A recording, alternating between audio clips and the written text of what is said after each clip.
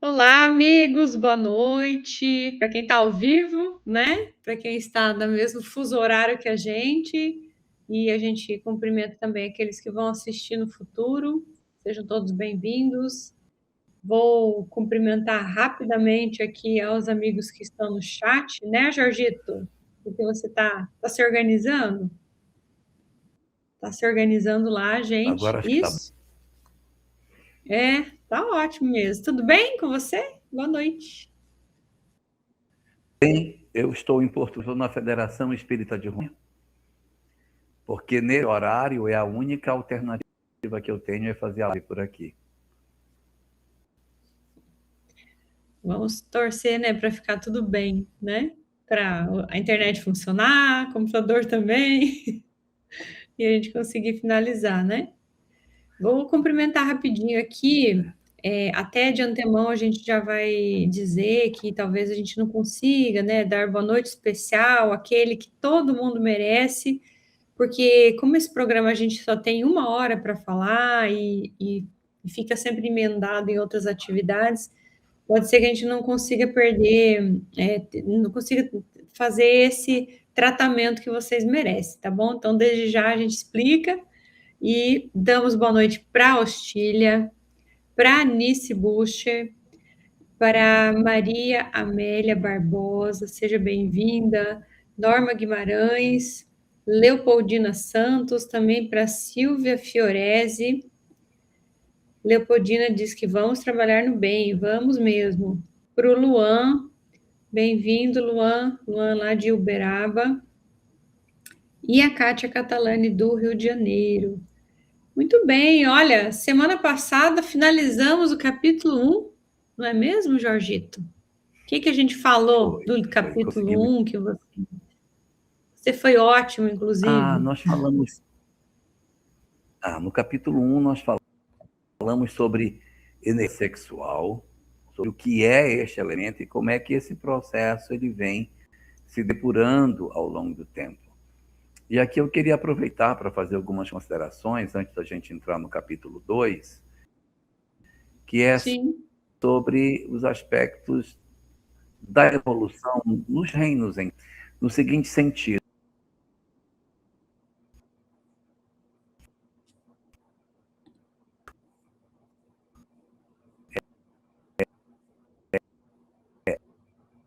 A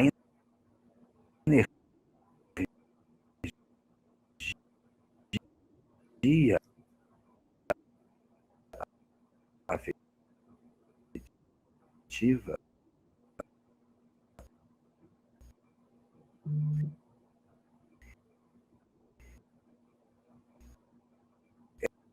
ela é a energia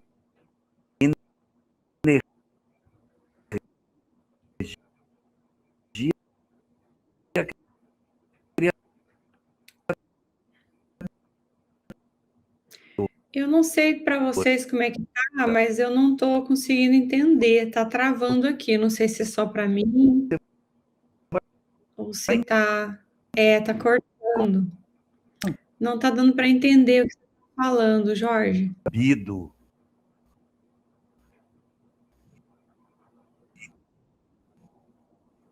Não dá para entender. Eu acho que a tua internet não tá boa. Só um pouquinho, deixa eu tentar.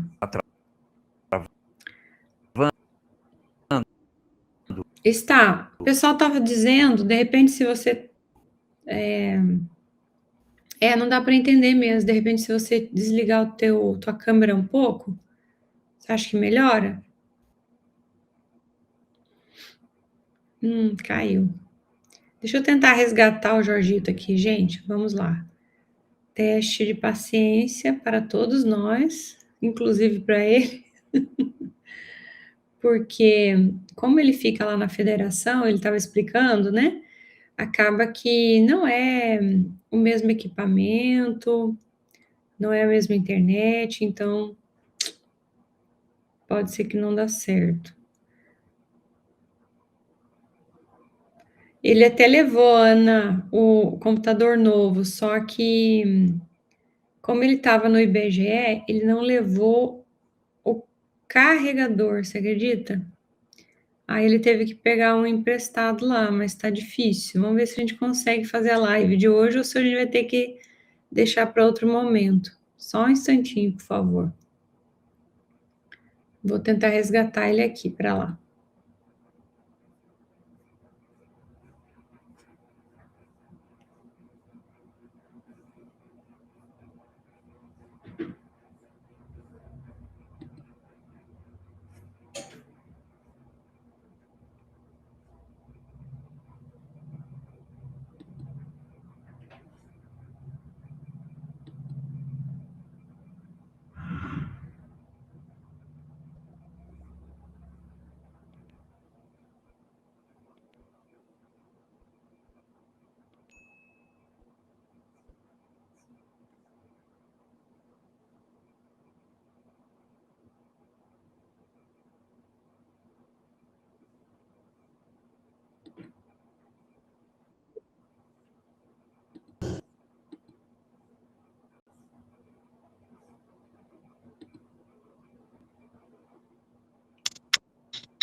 Vamos ver.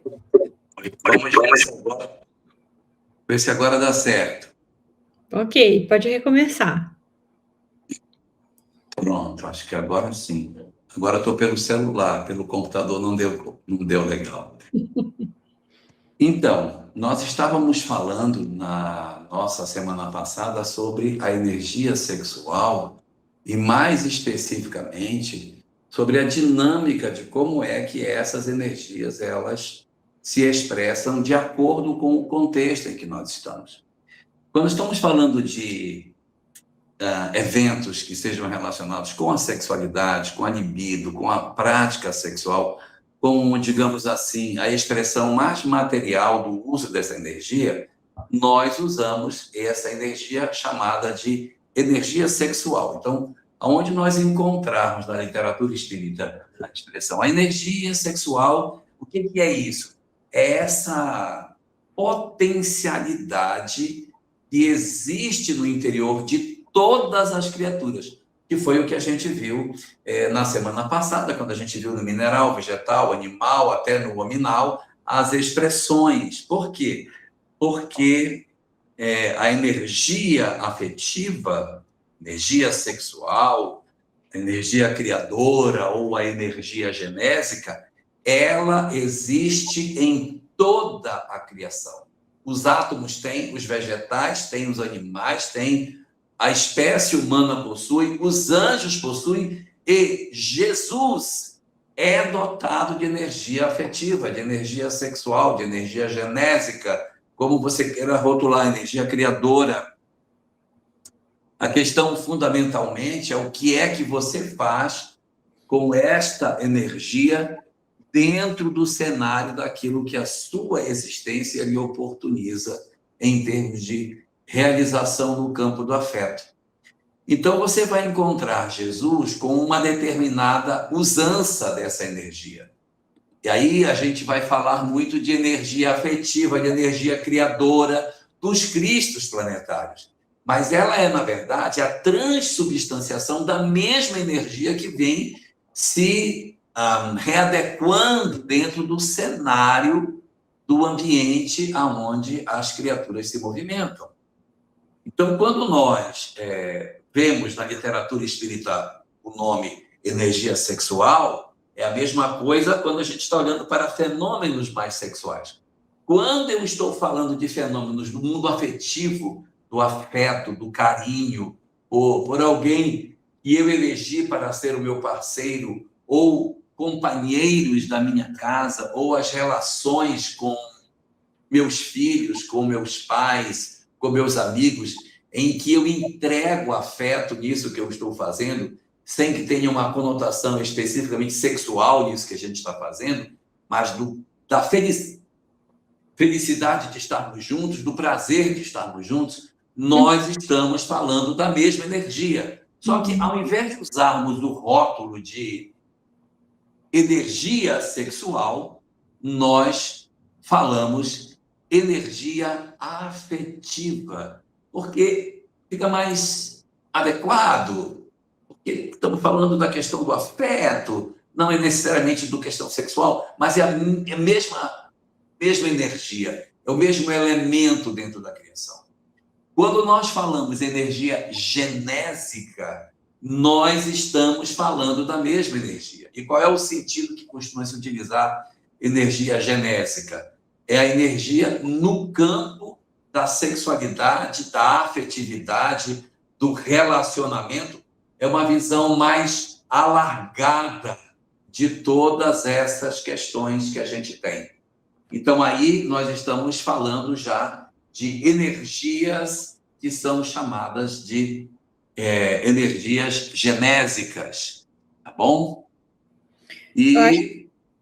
Pode falar. E tem, só para terminar, tem uma quarta, que a gente também pode chamar, que é a energia criadora.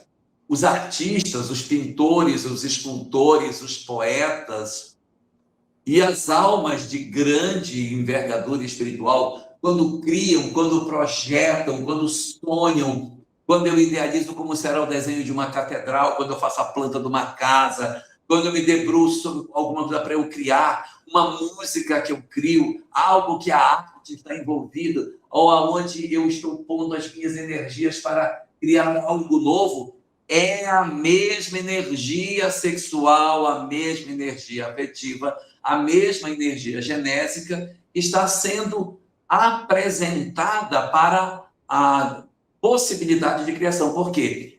Porque essa é a nossa dimensão mais próxima do Criador. O Criador é amor, então ele nos assinou colocando essa energia dentro de nós. E nós vamos desenvolvendo, cada vez que evoluímos, dimensões mais alargadas de como usar este elemento tão importante para as nossas questões sexuais.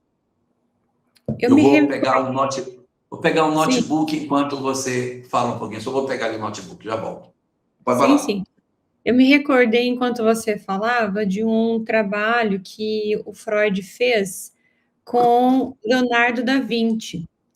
Então, Leonardo da Vinci tem até um texto sobre isso, para aqueles que se interessam mais pela psicologia, têm mais intenção de estudar mais a fundo.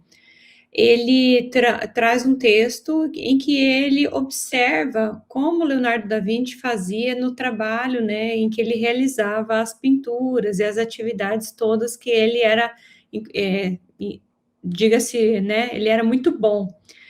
E nessa avaliação, ele entendia que pessoas do perfil do Leonardo da Vinci não tinham necessidade de ter um encontro afetivo para viver uma experiência de cunho dessa energia afetiva. Mas, nessa explicação toda, a gente vai falar um pouco disso, eu estava até olhando aqui no capítulo 4, que fala mais dessa canalização da energia, né? Isso. Mas ele tinha uma forma de viver a experiência da energia afetiva através das atividades mesmo, das pinturas que ele fazia. Mas eu acho muito curioso que no texto o Freud diz que nem todas as pessoas dão conta de viver esse tipo de experiência. A gente chama isso de sublimação, né? A gente fala da sublimação, às vezes até na forma de explicar, não fica muito claro sobre isso, né? Como assim? Então, quer dizer que a experiência da sexualidade, ela, para todas as pessoas, ela deve ser destinada da mesma forma? Então, nesse texto, a gente entende que não, que ele vai dizendo assim, olha, ele dava conta de viver essa experiência através da arte que ele praticava, mas que pessoas desse perfil são pessoas raras. Então, que eu acho que tem a ver com isso que você está falando, né? Que a gente vai entendendo e vai aprendendo a lidar com essa energia e que ela vai sendo canalizada para outros pontos, mas que não quer dizer que todas as pessoas vivam essa experiência da mesma forma, porque a particularidade, o passado espiritual, aquilo que ficou gravado no inconsciente, tudo aquilo que a gente traz de informação sobre isso é muito particular. Então, eu posso me utilizar, sim, para viver uma experiência criadora eu posso me utilizar para a arte, mas eu também posso me utilizar para outras coisas. Quando eu, por exemplo, dou aula, quando eu coordeno alguma atividade de, sei lá, um coral, alguma coisa assim. Então, tudo eu estou direcionando a mesma energia, mas com uma finalidade, né? O fechamento dessa energia, aonde ela vai ser canalizada, é que faz a mudança, que se modifica. Então, quando a gente até fala em relação até a Joana, no livro O Amor Imbatível Amor, bem no início, primeiro capítulo, quando ela fala sobre Eros e amor, ela explica sobre isso também. Quer falar? Eu vou mudar de computador, vou sair do celular e para o computador, tá Tá bom. bom? Ela explica sobre isso também, nesse sentido. Espera aí que vai dar eco. Vou falar só depois. Eu quero sair.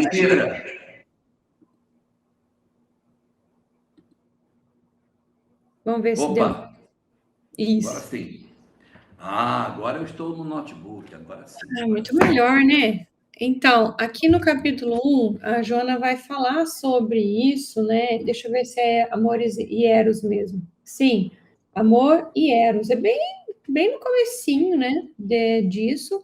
E ela fala sobre a experiência da sexualidade com essa variação a depender do indivíduo. Então, conforme o tempo vai passando, e a gente falou na semana passada, né, desse processo de evolução, nós vamos passando para um processo de canalização das energias, de compreensão, de lapidação, né? Ela não vai ser propriamente um aspecto libidinal, ela não vai ficar mais na fase de repetição, ela vai caminhar para outros lugares. E também ela vai dizer, aqui no mesmo livro, sobre o quanto o mau direcionamento dessas energias podem nos levar, inclusive, para as patologias, né? Então, ela diz que tem patologias graves ou não tão graves, que a sua origem está na conduta sexual, que foi frustrante ou atormentada.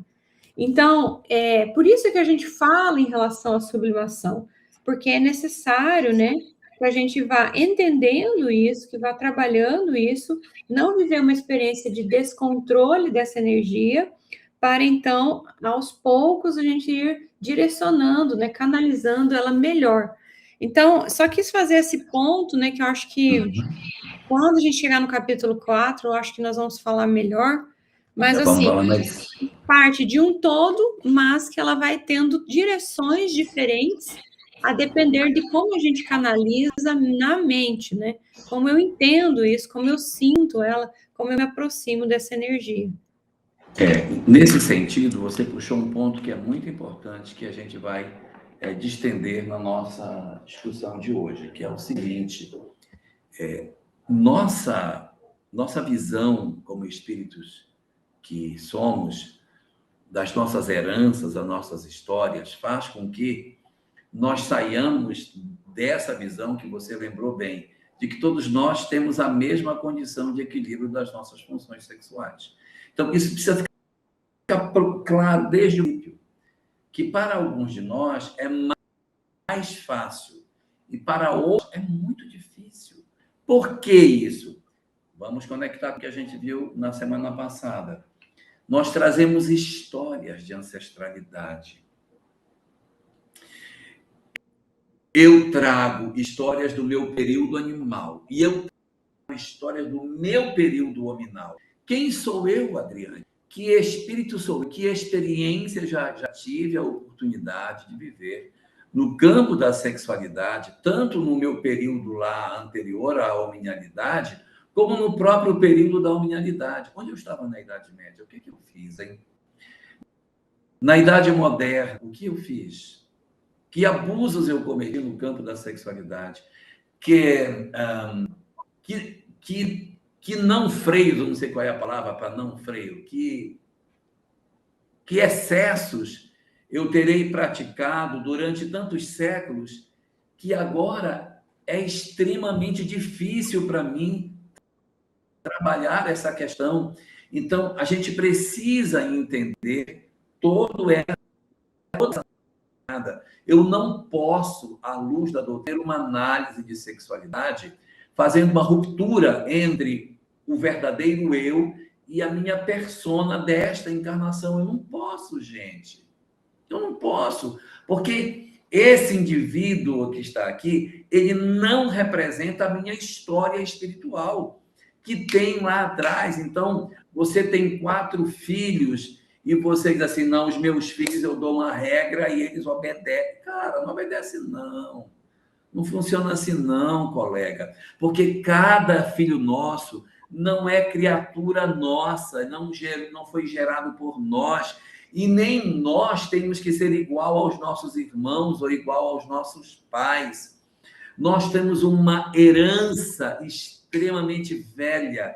E no nosso período de hominalidade, quando a gente construiu a nossa condição hominal, foi tanto abuso, foi tanta absurdidade que nós cometemos em nome de uma sexualidade que não tinha ainda um freio moral, que muitos de nós temos dificuldades até hoje de lidar com isso e de conseguir. Então, cessam-se todas as palavras de condenação, cessam aqui todas as críticas e as tentativas de comparação. Cada indivíduo é um ser em particular e nós temos que respeitar a individualidade de cada um e os esforços que cada um está fazendo na sua longa caminhada para a busca de uma melhor usança dessas energias. Até porque, né, além dessa questão reprodutiva, que é uma das funções, né, dessa energia, nós também temos outras que partilham, por exemplo, das emoções, que ela fala também do nosso controle emocional como um todo, de como a gente entende o mundo, das conexões, das trocas hormonais, tudo isso tem envolvimento na energia sexual. Então, não é uma coisa só. E por ser tão complexa, e também pelo mau uso, a gente gosta de frisar isso, porque como a gente estagia já há um bom tempo nessa parte mais instintiva, e não usamos muito bem esse lugar, né? Porque a sexualidade em si mesma, ela é neutra, ela é sagrada, a gente sempre fala isso, mas a gente se utilizou dela de um jeito que agora a gente está tendo que se ajustar. E não é à toa, então, que ela frisa a questão das psicopatologias por conta dos desajustes. Então, acho que nisso que você fala, fica esse respeito até, né, pelas variações de cada um. Pelas histórias, Sim, mas ao mesmo tempo, não é uma autorização, né, para que a gente viva uma experiência assim de tudo bem, então eu vou viver tudo aquilo que eu penso que eu devo viver. A fase é bem diferente dessa. Agora, a nossa fase que nós nos encontramos é uma fase de educação, né? É uma fase da gente entender para bem direcionar, como o próprio Emmanuel fala na obra Vida e Sexo, né? Bem no início, que ele vai dizer assim, olha, a gente não é uma questão de castração, mas de educação, né? Educação. Falei certo o nome do livro? É isso, né? Acho que é. Vida e Sexo, introdução do livro de Vida e Sexo. Isso mesmo, lá no comecinho ele fala. Não é castração, mas educação. Não é impulso livre, mas é responsabilidade. Exatamente. Não são 2 para um lado e 2 para o outro. Então, primeiro não é proibição, mas educação. Depois, não é castração, mas é responsabilidade. Aí vai para o outro lado. Não é impulso livre, mas uso com devido respeito aos outros e a si mesmo. São 4 frases. Ele coloca 2 dizendo não é a restrição, mas o bem termo. E as outras 2, não é o excesso do outro lado, mas é o equilíbrio para que a gente use as nossas energias de maneira satisfatória. E eu acho que isso responde assim muitas das nossas dúvidas sobre isso, né? Acho que ele é muito feliz nessas frases, né? Então, eu tenho toda uma questão, um arsenal de coisas para educar dentro de mim. Então, eu não me liberto, eu também não castro, eu também não puno, eu vou vivendo dentro de uma proposta de equilíbrio, né? E assim, na sequência desse texto de Emmanuel, no livro Vida e Sexo, ele termina esse parágrafo dizendo assim: fora disso é teorizar simplesmente, para depois aprender ou reaprender com a experiência. Porque é exatamente isso. Nós vamos querer teorizar em matéria de sexualidade? Não vai funcionar. Uhum. Então, nós já vivemos muitas histórias em função disso, não é? Nós tivemos um período em que, na vida religiosa, as pessoas faziam a imposição da sua não sexualidade com torturas, com instrumentos violentos para impedir com que as pessoas tivessem acesso ao uso das suas energias afetivas.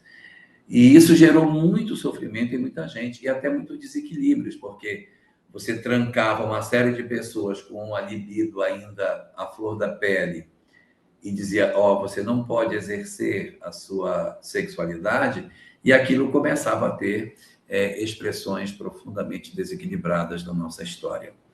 E isso, assim, voltando mais para o aspecto histórico dessa nossa discussão, a gente vai observar que na origem da nossa civilização, nós já tínhamos esse problema da promiscuidade. Tem um filme que passou, vocês não viram porque vocês estão muito novos, mas depois, se vocês tiverem tempo, vocês assistam. Chama-se Na Era do Fogo. Eu assisti. Viu? Não, eu também já assisti O Vento Levou também, né? Mas então, fica gravado, a gente assiste depois. O filme Na Era do Fogo é um filme que mostra uma etapa da civilização humana ainda pré-histórica. É um grupo pré-histórico vivendo as suas experiências cotidianas, os seus desafios, das suas caçadas, de tudo aquilo que acontece naquela janela de tempo. E a sexualidade está presente. E você observa nitidamente que ali é cio. O que funciona nos aspectos do uso da sexualidade é cio. Eles estão num bando, os machos olham as fêmeas e se sentem atraídos, aí acontece uma relação sexual sem nenhum outro objeto que não seja a instintiva satisfação dos hormônios, e depois segue, como fossem animais mesmo. Exatamente. Então, assim, precisa de um bom tempo depois para a gente começar a se conectar, né? Acho que o processo, quando a gente fala, por exemplo, a explicação de Kardec sobre a monogamia, fala muito disso, né? Dessa evolução nossa, dessa necessidade de agora ter uma pessoa em que a gente tenha troca afetiva também, né? Não só essa troca libidinal. Então, de lá para cá, muita coisa já caminhou, muita coisa a gente já fez, muita coisa a gente já passou.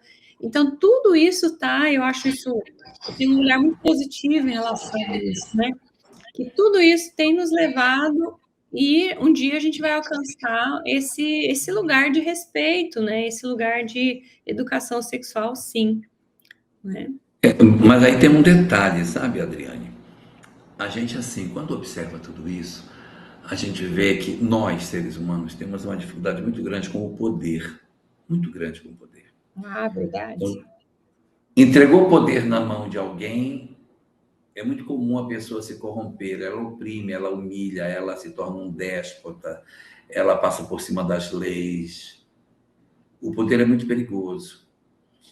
E uma das formas do exercício do poder é no campo da sexualidade. Então, as relações de poder, elas têm muita relação com os aspectos da sexualidade em si.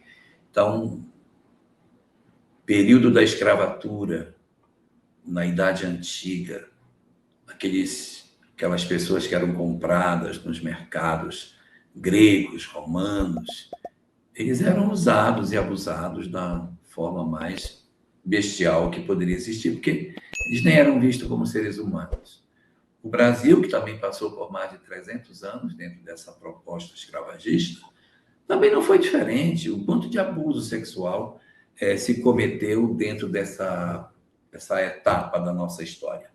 Aí a escravatura desaparece, mas a desigualdade social também é um instrumento que faz com que aquele que está numa posição dominante utilize-se disso para a exploração daquele que está na sua condição de subalternidade.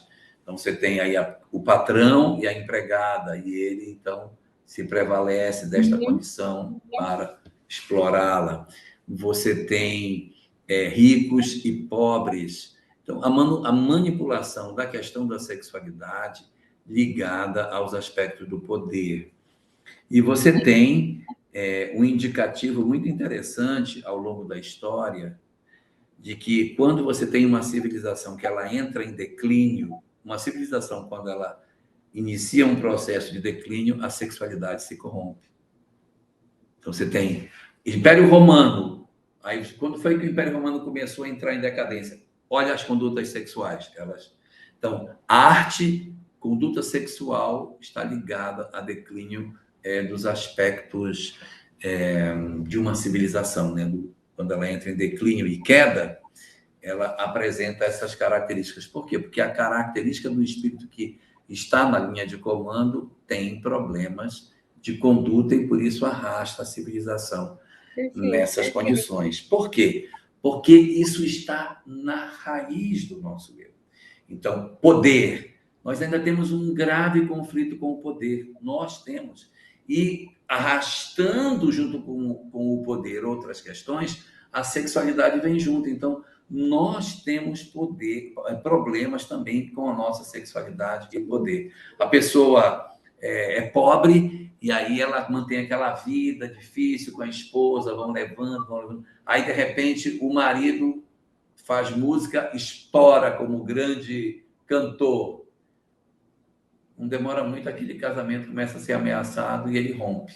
Por quê? Porque ali, quando eu passo a ter dinheiro, poder, eu começo a enxergar a sociedade de maneira diferente e o sexo atrelado à questão do poder vai me levar às experiências que vão conspirar contra a saúde da relação familiar. E aí a gente vai... E junto disso, ainda tem a questão busca pelo prazer. Eu estou me ouvindo, parece que está dando eco, não sei se está muito... Deixa eu fechar aqui. Junto com a questão do prazer, do poder, tem o prazer também, né? Então, assim, a gente fica fixado nas sensações, como a gente já falava antes, né? Então, essa questão da gente se libertar e o processo de educação, ele vai levar um bom tempo ainda, porque se a gente olhar até para a nossa sociedade, falando da nossa realidade atual aqui, né? A gente ainda tem muito disso. Ontem mesmo se falava... Era um dia da conscientização do abuso sexual infantil, que é altíssimo, né?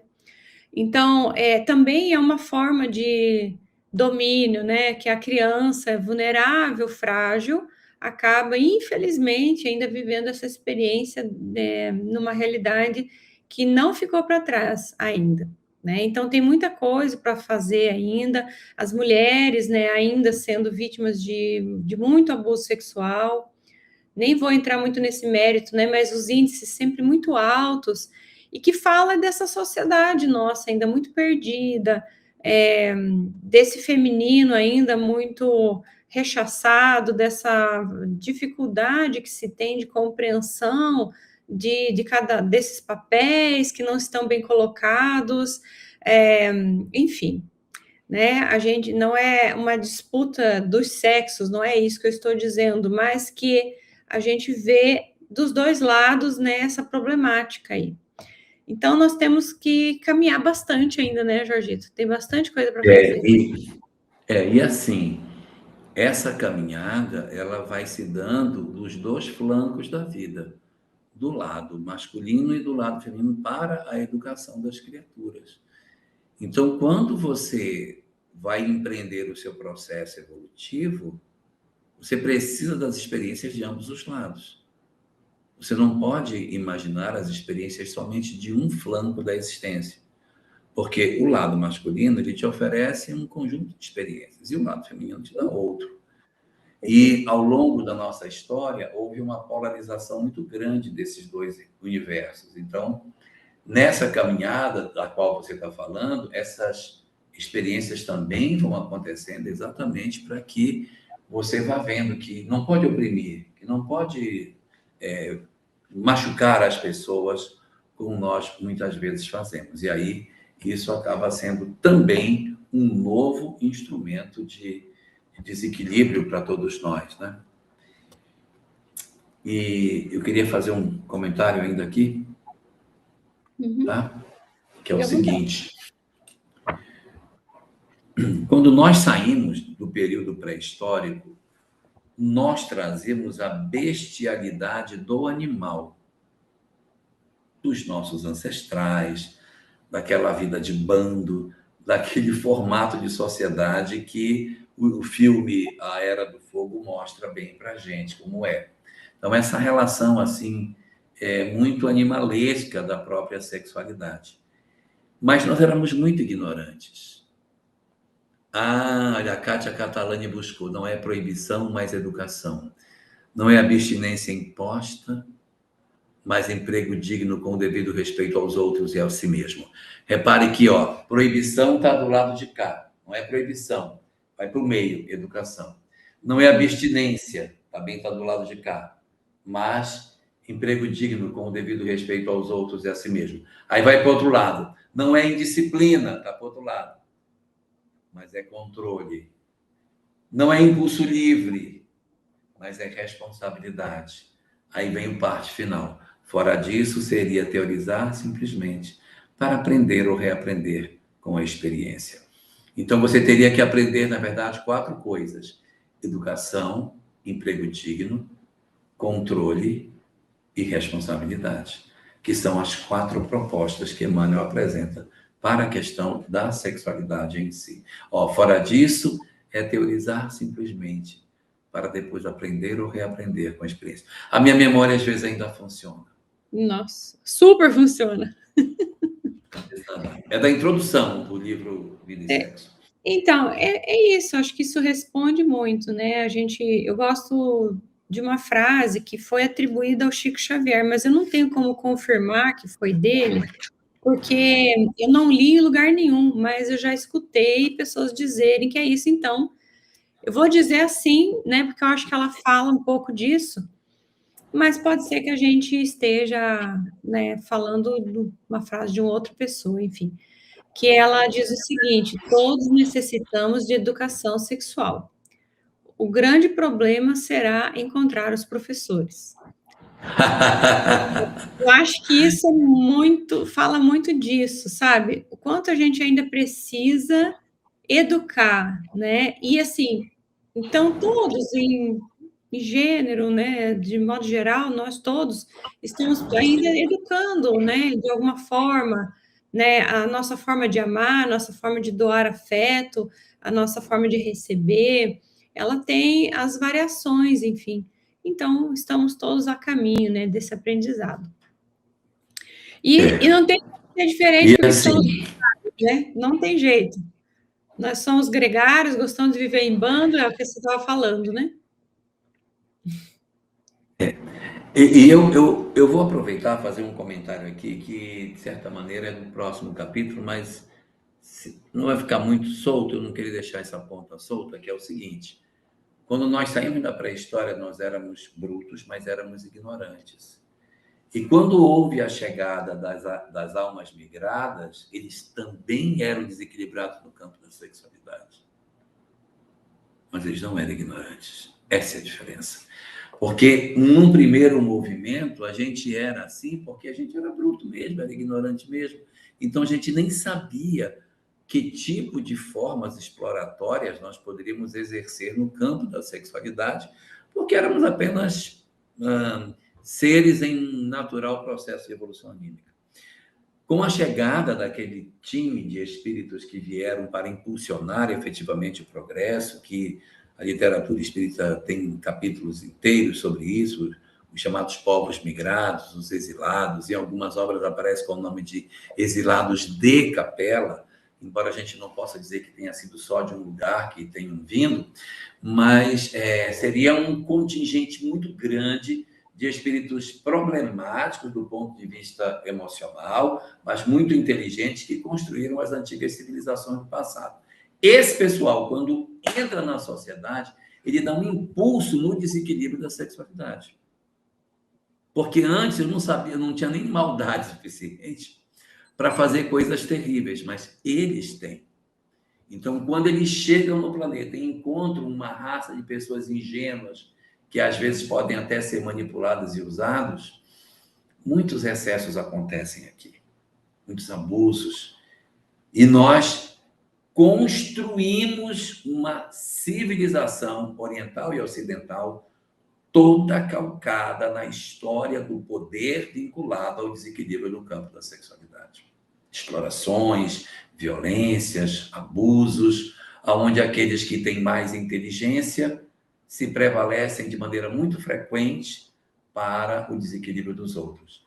E aí construímos essa história de civilização que a gente tem no planeta, que na medida em que a gente vai recuando no tempo, que a gente vai visitando as civilizações, nós vamos sempre nos defrontando com usos equivocados da sexualidade, daqueles que teriam melhores condições, em detrimento daqueles que, infelizmente, não teriam como lidar com essas questões. Uhum.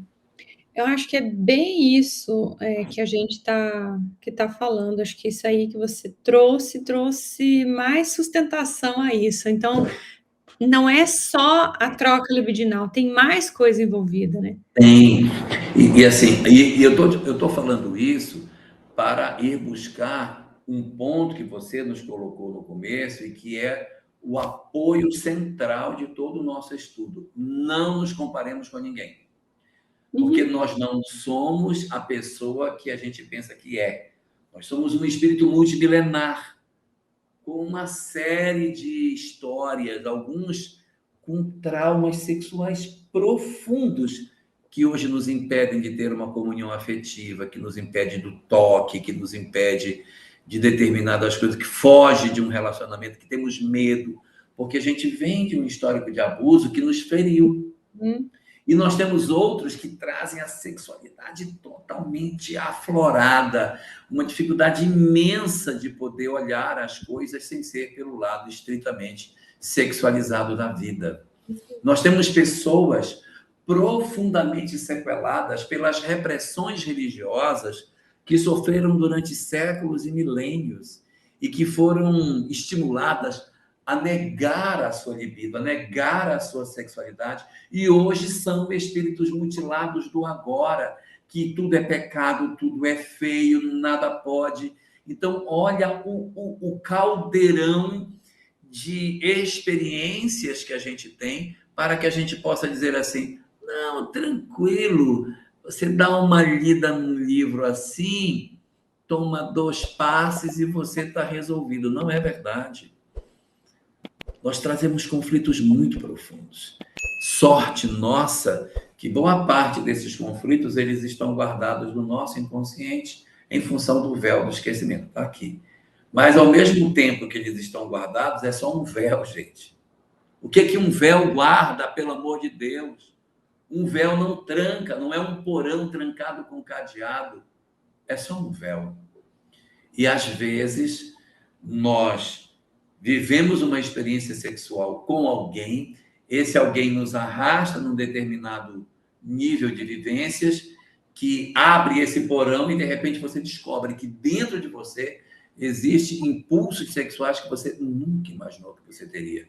E você, que era uma pessoa aparentemente inibida no campo da sexualidade, em pouco tempo, de repente, desabrocha uma outra personalidade, fruto de processo obsessivo de abertura do inconsciente, de uma série de experiências que nós trazemos, que vem lá de trás, e que eu agora estou querendo, com uma página espírita, resolver o meu problema multimilenar. E tem uma questão muito forte isso que você traz, né? Uma questão assim de que às vezes a gente nem imaginava que tivesse esse tipo de experiência dentro de nós, e assim, é um porão de sombra mesmo, guardado sei lá quanto tempo, e isso nos mantém escravo das sensações, mas a nível de, assim, perder o próprio controle da vida. Infelizmente, já vi casos nesse perfil, sabe? Em que a pessoa se perde totalmente, porque não consegue se desvencilhar, porque fica conectado naquilo, fica com telas mentais, assim, é, muito fortes, muito difícil se desvincular, muito difícil falar algo diferente, fazer algo diferente, porque o tempo inteiro está com aquela ideia fixa, sabe? Então, a ação vai levando para lados cada vez mais complicados, e enfim. Pode falar. E na atualidade ainda tem um agravante, né? Porque no passado o sexo ele foi guardado dentro de um cofre. Isso não se tocava nesse assunto, isso era um assunto muito trancado. Hoje ele foi para a praça pública, como disse Joana de Ângeles. Então nós estamos tendo um super estímulo na questão da sexualidade. Nós estamos valorizando a promiscuidade, valorizando as condutas equivocadas que vão fomentar a reabertura de determinadas feridas que já estavam quase cicatrizando dentro de nós. Quando você se vê, você está preso dentro de uma história de pornografia, você está preso dentro de um vício no campo da sexualidade que você nem sabe quando aquilo começou. Quando você vê, você foi colhido uma quantidade enorme de entidades profundamente desequilibradas, vivendo em redor da nossa sociedade e estimulando ainda mais esses desequilíbrios das nossas energias. Sobre a questão da pornografia, acho que é importante esse ponto, porque outro dia eu estava vendo um texto, né, uma pesquisa, que agora eu não tenho a fonte dela, mas eu vou procurar para, de repente, compartilhar em outra oportunidade, né, porque como eu não imaginei que fosse falar desse assunto, não trouxe ela. Mas a questão da pornografia nesse sentido, ele diz assim, que a gente tem a tendência a olhar os vícios de maneira geral sempre pela aparência das pessoas, né? Então, você vê a pessoa que usa determinada droga, ela começa a emagrecer, ela começa a ter um corpo, assim, uma feição mais cadavérica, ela tem um perfil que você, mais ou menos, olhando, você diz assim, olha, essa pessoa acho que tem vício tal, né? Às vezes o alcoolismo, alguma coisa nesse sentido. Você consegue mais ou menos definir. Enquanto que a questão da pornografia, que antes funcionava diferente, né? Você tinha que ir numa banca de revista, tinha que ir numa parte separada, que tinha todo um constrangimento, você tinha que andar com aquilo na rua.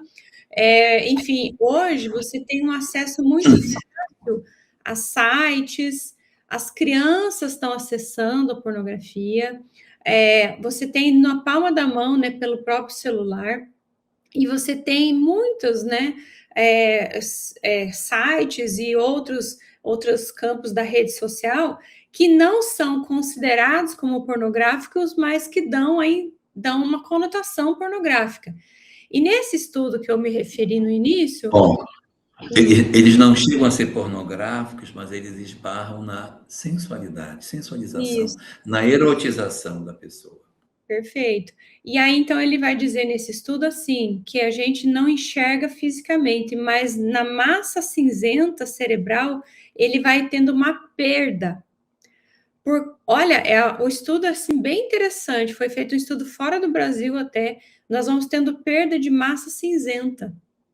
E eu achei isso, assim, muito diferente, não imaginava que esse tipo de estudo tivesse sido feito, mas por quê? Por conta dos muitos estímulos e por conta das coisas associadas que você tem. Então, você tem tanta sinapse ali por conta dos estímulos e tem muito mais coisa fervilhando ali que a pessoa começa a ficar uma dependente disso. Então, a gente sempre fala que eu sou livre para viver minha sexualidade como eu entendo que eu deva viver. A gente tem que ter muito cuidado com isso, porque, como você bem falou, a gente pode acessar um porão que a gente não dá conta de acessar ainda, mas eu também posso criar uma dependência, né? A ponto de eu não consegui, por exemplo, ter uma ereção sem que eu tenha um estímulo muito mais potente do que o primeiro. Porque ele vai sendo ultrapassado, né? Eu vou tendo que ter outros estímulos e eu me vicio nesse tipo de experiência. Então, é uma experiência que nos afasta das reais conexões, que nos afasta da verdadeira experiência, essa de troca afetiva, que é a finalidade que a gente precisa ter, mas que fica sempre nessa proposta cada vez mais desafiadora nesse sentido de você se afastar.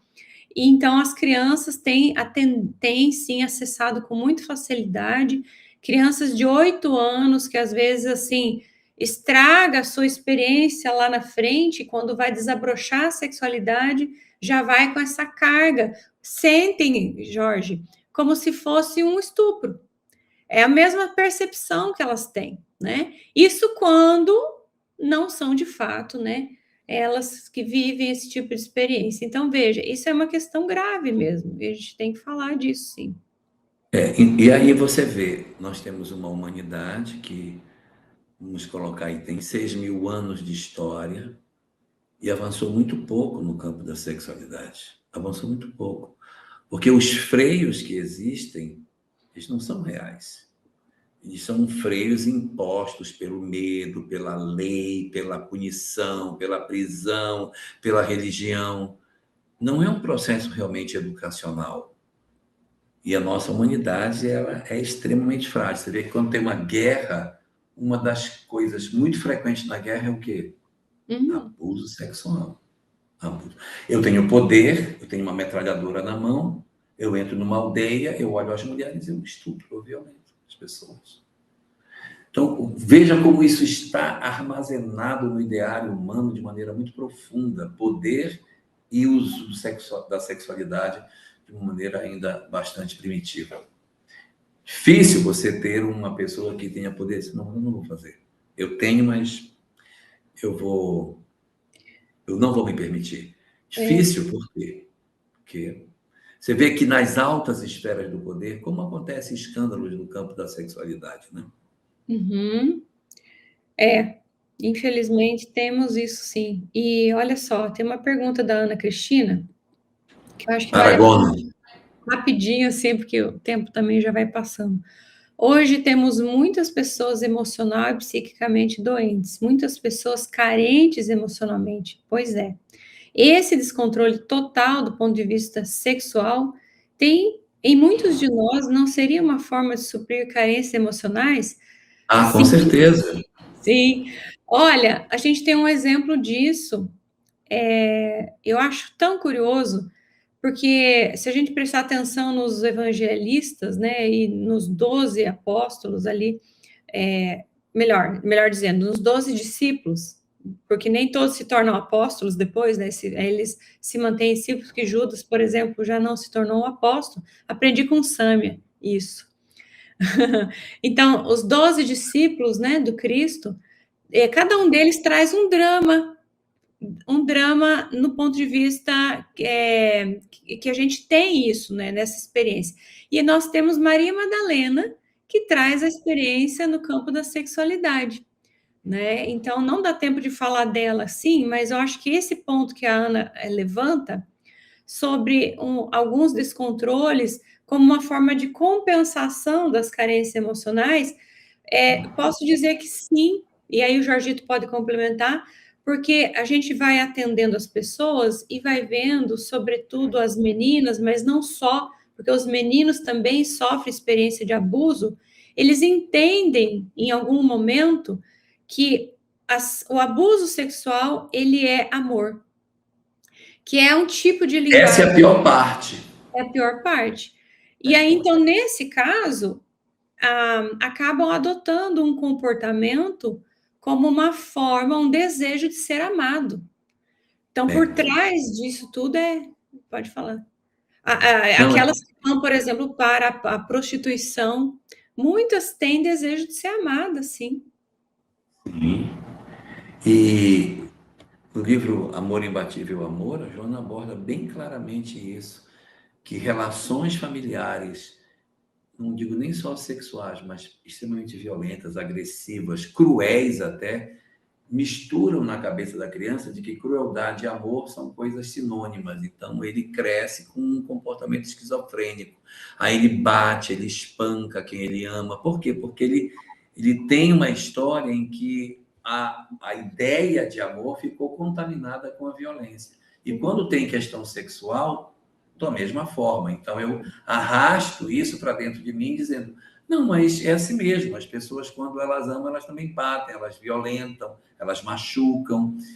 E aí ela repete isso, fazendo com que a gente veja com muita frequência um fenômeno de que o abusado, com frequência, se torna um abusador.